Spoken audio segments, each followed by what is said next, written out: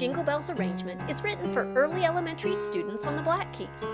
The pattern, intro, and ending are easy to teach and remember by rote, and the main part of the piece can be read by finger number on the black keys with one easy little white key thrown in.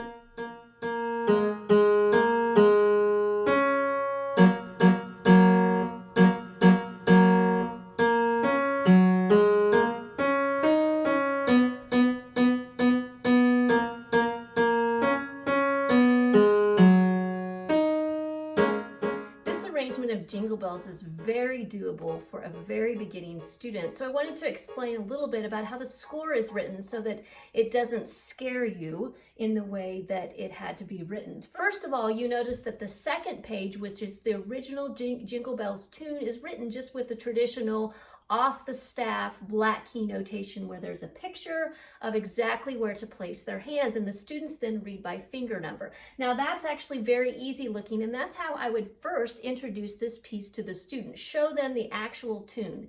Then the first and the third page are actually notated, and the reason they're notated is we intend for you to teach this by rote. So if I hadn't written this in some kind of on the staff notation, you might have questioned, well, where in the world do they place their hands? And so it's much more easy for you to see exactly what the student is supposed to do if we put it on the staff. So that's why the first and the third page are written on the staff. But we definitely want you to teach this as a rote piece. And so you'll teach 1, 2, 3, 4, 5, 6, 7, and then move down to the next octave. 1, 2, 3, 4, 5, 6, 7. You can see that's easy to teach. 1, 2, 3, 4, 5, 6, 7. And then they find the two black keys, the bottom note of the two black keys, which of course is D flat, and they play those two black keys alternating, and then they play every single note in the right hand that comes after that, which is black, white, and then they get to hold onto that note while they find their place with their left hand, making it easy without these big gaps in sound.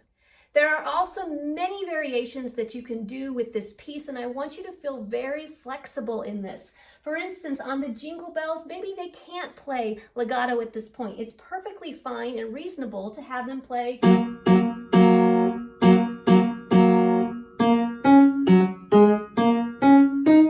That's perfectly fine. If they want to connect them and you want them to connect them, by all means, have that happen. The other thing that I want to say is that the Jingle Bells, it uses fingers numbers 2 and 4, but a lot of young students aren't quite that adept with their fine motor skills to do that, so why not leave the 4 off? We do definitely, even in the music, write that you can do that. Jingle bells, jingle bells. So definitely leave it off if you can, or if you need to.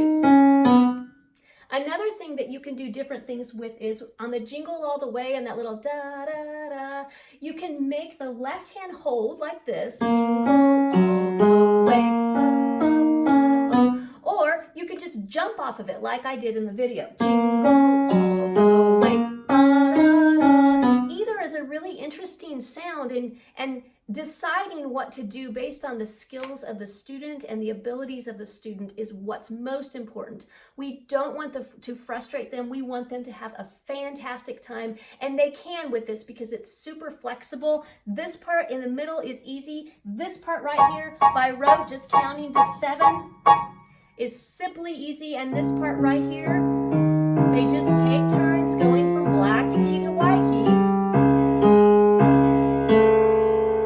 and it just becomes a very successful piece for even your earliest students. Get this and other fun rote and reading holiday pieces only on composecreate.com.